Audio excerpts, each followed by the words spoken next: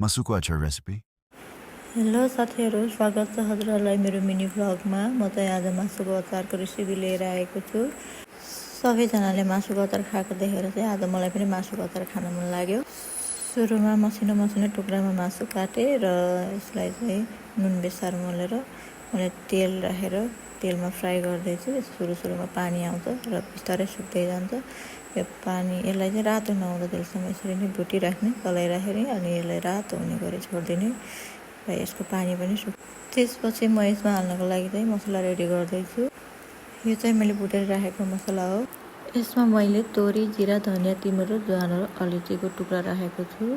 यसलाई चाहिँ राम्रोसँग भुट्नुपर्छ। यो मैले भुटेर राखिसकेको छु पहिला नै र अब यसलाई पिसेर ब्लेन्ड गरेर राख्नुपर्छ र मैले त्यसमा अचारमा राख्नको लागि चाहिँ यहाँ खुर्सानी भिजाएर राखेको छु र अदुवा लसुन पनि राखेको छु र मैले यसलाई यतिको फ्राई भइसकेको छ अब र मैले बिस्तारै निकाल्छु किनकि अरू मासु पनि पाक्दै गर्नुपर्छ।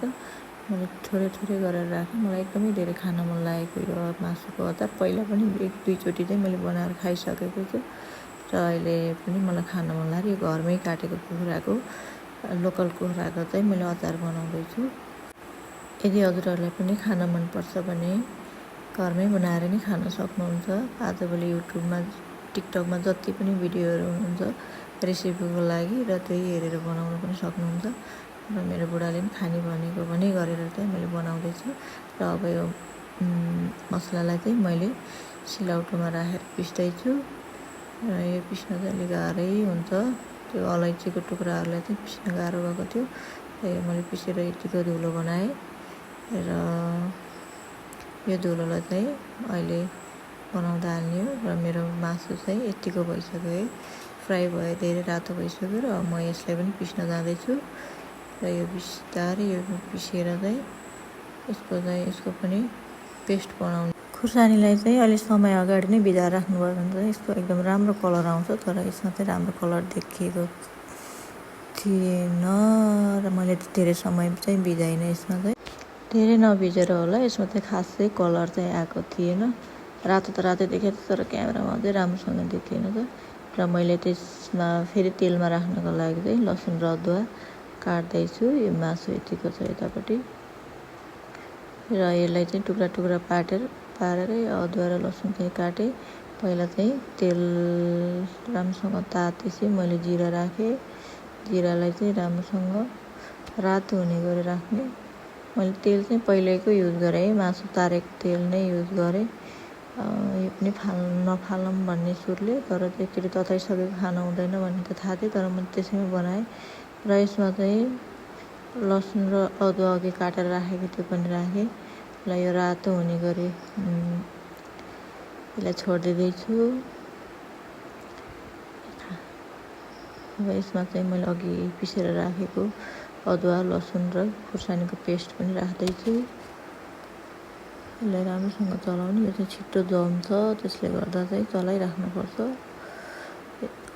खान मन लागेपछि त जसरी पनि हुँदो रहेछ क्या। मलाई चाहिँ किनेर खान्छु भनेर खोजिराखेको थिएँ, तर यता नजिक चाहिँ कसैले पनि नबनाउने रहेछन्। यसपछि म आफै बनाउँछु भनेर घरमै काटेको कुखुरा थियो, लोकल कुखुरा, अनि म चाहिँ त्यसैको बनाउँदैछु आज। यो मसला पनि रातो हुने गरी पकाउनुपर्छ। यसलाई पनि मलाई ड्युटी जानको हतार थियो, त्यही भएर मैले कति भागहरू छुट्टै राखेको छु यहाँ बनाएको। हतारले गर्दा चाहिँ छोटो मात्रै भिडियो बनाएको छु। सबैजनाले हेरेर साथ दिनुहोला, साथ सपोर्ट गरिदिनु होला र मेरो यो भिडियोमा लाइक, कमेन्ट, सेयर पनि गरिदिनु होला कस्तो हुन्छ र लास्टसम्म भिडियो हेरेर नै साथ दिनु होला। र मेरो यो यतिको रातो भइसकेको छ। म यसमा अलिकति चुक पनि राखेँ। खासमा यो डिब्बामा साँधेर राख्नको लागि चाहिँ भिनेगर युज गर्नुपर्छ, तर मसँग भिनेगर नभएर त्यही नै हालेँ, चुक हालेँ र मैले हिजो अचारको लागि मसला किनेर ल्याएको थिएँ। मैले अचार मसला पनि यसमा राख्दैछु। कति राख्ने, यसमा चाहिँ जिरा धनियाँहरू सँगै राखेको हुँदो रहेछ, त्यो पनि देखिरह। मेरो चाहिँ मासु थोरै थियो, त्यही भएर थोरै नै बनाउँदैछु मैले। एकचोटिलाई चाहिँ खान पुग्छ भन्ने सुरले जति छ त्यतिकै मासुको बनाउँदैछु मैले चाहिँ। त्यही भएर यहाँ मसलाहरू पनि मैले थोरै राखेको छु, किनभने मैले त्यहाँ मासु नै एकदमै थोरै नै रेडी गरेको छु क्या। आधा किलोभन्दा अलिकति बढी थियो होला सायद। मैले हिजो अस्तिदेखि फ्रिजमा राखिराखेको थिएँ अनि आज चाहिँ बल्ल बनाउँदैछु। त्यही पनि म ड्युटी जानुको हतारले चाहिँ अलिकति फास्ट गर्दाखेरि अलि मिठो हुँदैन कि जस्तो चाहिँ लागिरहेको। हेरौँ कस्तो हुन्छ। ल मैले अब मासु पनि राखेँ ल यसमा। यतिको रातो भएको थियो मासु, पानी सबै सकेको थियो र यसलाई राम्रोसँग चलाउने। राम्रोसँग चलाएपछि यसमा मासुमा चाहिँ मसलाहरू मोलिन्छ, राम्रोसँग ब्लेन्ड हुन्छ। साथीहरू, यदि हजुरहरूलाई पनि मासुको अचार खान मन छ, यदि हजुरहरूलाई बनाउन आउँदैन भने मलाई पनि भन्न सक्नुहुन्छ है। म हजुरहरूलाई बनाएर खुवाउने प्रयास पनि गर्छु। त्यो सेवा गर्ने मौका पनि दिन नछुटाउनु होला है त। ल मेरो चाहिँ अब यतिको भइसकेको छ मासु। अचार बन्दैछ, मिठो होला जस्तो छ हेर्दाखेरि। लगभग मासुको अचार रेडी भइसकेको थियो, तर मैले अघि बनाएर राखेको मसला चाहिँ भुटेको मसला चाहिँ हाल्न नै बिर्सेछु साथीहरू। अब चाहिँ म त्यसलाई पनि राखेर बनाउँछु। बनाएर मैले चाहिँ भाँडा रेडी गरेको छैन राख्नुको लागि। यो चाहिँ आज नै खाने हो हामीले, अलिअलि खाएर अलिकति राख्ने हो।